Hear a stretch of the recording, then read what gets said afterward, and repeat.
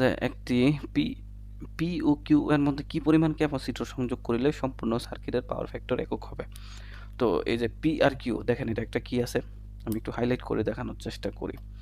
দেখেন এটা হচ্ছে আমাদের একটা সিরিজ সার্কিট। তো এইখানে আপনি কি করবেন, কোনো এক জায়গায় মনে করেন এখানে কি করবেন, একটা ক্যাপাসিটর কানেক্ট করবেন। কানেক্ট করে কি করবেন, পাওয়ার ফ্যাক্টর একক করবেন, মানে রেজোন্যান্স সংঘটিত করা লাগবে। ঠিক আছে, রেজোন্যান্স সংঘটিত করার জন্য করলেই আমাদের পাওয়ার ফ্যাক্টর কি হয়ে যাবে, একক হয়ে যাবে। ঠিক আছে, এই জন্য আমরা ফার্স্ট অফ অল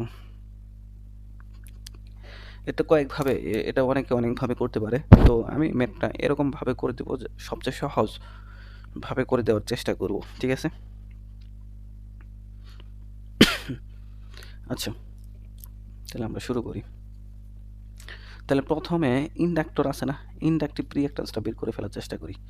ইন্ডাকটিভ রিঅ্যাকট্যান্সটা বের করে ফেলার চেষ্টা করব আমরা, এক্সেলটা বের করে ফেলবো আর কি। হ্যাঁ, এক্সেল এক্সেল সমান কি 2πfl। দেখেন এখানে ফ্রিকোয়েন্সি কিন্তু দেওয়া নাই সার্কিটে, সুতরাং আপনি কি ধরে নেবেন, ফ্রিকোয়েন্সি কত ধরে নেবেন, 50 হার্টজ। ফ্রিকোয়েন্সি দেওয়া নাই তো এই জন্য আমরা 50 হার্টজ ধরে আগানোর চেষ্টা করব। হ্যাঁ, 2π ইন্টু হচ্ছে ফ্রিকোয়েন্সি হচ্ছে 50 আর এল এর মান কত, 0.1 হেনরি। এখন ক্যালকুলেশন করলে কত ওহম পাই আমরা, 31.4 ওহম পাই।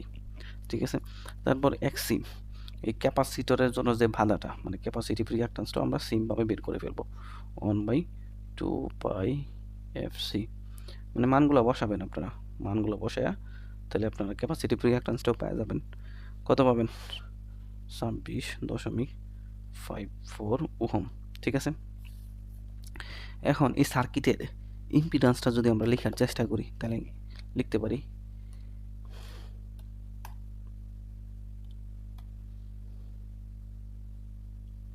আচ্ছা এই সার্কিটের ইম্পিডেন্সটা লেখার চেষ্টা করি। তাহলে এই সার্কিটের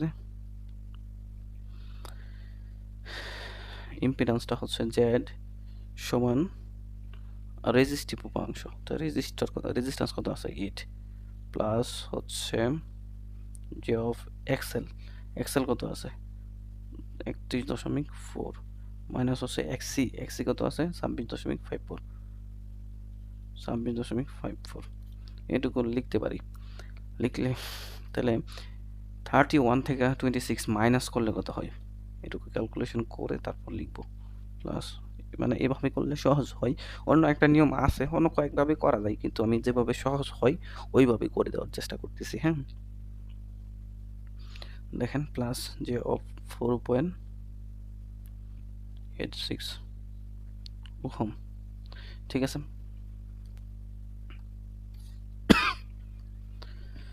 ফর রেজোন্যান্স কন্ডিশন এই জিনিসটা তো আমরা আগে থেকেই জানি যে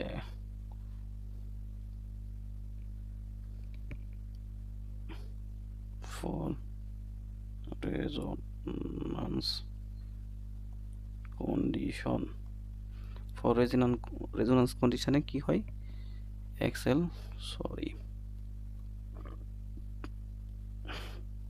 এক্সেল সমান কি হয়, এক্সি হয়। আচ্ছা তাহলে এক্স এর ভ্যালুটা এখানে যেটুকু পাইলাম এটা কি, দেখেন এখানে পজিটিভ আছে, তাহলে এটুকু কি আমাদের এক্সেল এর ভ্যালু।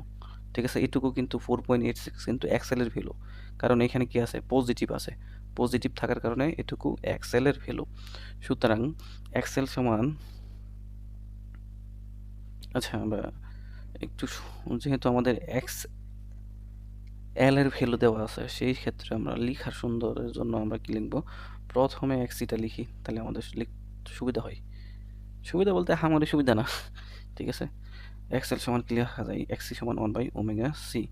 আর এক্সেল সমান কি, এক্সেল সমান কি লেখা যায়, এক্সেল সমান তো এইখানে যে ভ্যালুটা আছে 4.86 ওটা লেখা যায়, 4.86 লেখা যায়। তাহলে এই যে ওমেগা আছে না, ওমেগার ভ্যালুটাও আমরা, ওমেগার তো আরেকটা সূত্র জানি ওইটাই লিখি আমরা, তাহলে আপনি আরো ভালো বলবেন 2πfc। তাহলে মানগুলো বসায়া এখানে সি এর ভ্যালুটা বের করে ফেলবো, 2π আর এফ এর ভ্যালু কত 50, সি ইন্টু সি সমান হচ্ছে 4.86। এখন এই ইকুয়েশনটা ক্যালকুলেশন করা যাক। ইকুয়েশনটা যদি ক্যালকুলেশন করি, সি এর ভ্যালু কত আসে?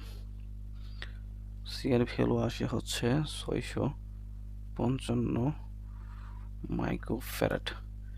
তাহলে আপনি উত্তরের সময় যখন উত্তর লিখবেন তখন আপনার একটা জিনিস উল্লেখ করে দেওয়া লাগবে এই ম্যাথটার ক্ষেত্রে, যে আপনি ক্যাপাসিটরটা সিরিজে সংযুক্ত করবেন নাকি।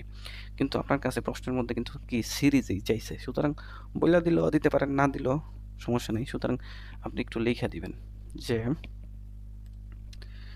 655 মাইক্রোফ্যারাড এর একটি ক্যাপাসিটর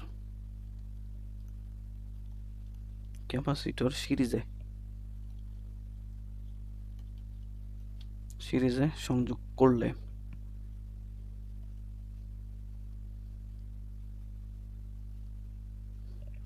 পাওয়ার ফ্যাক্টর ইউনিটি হবে।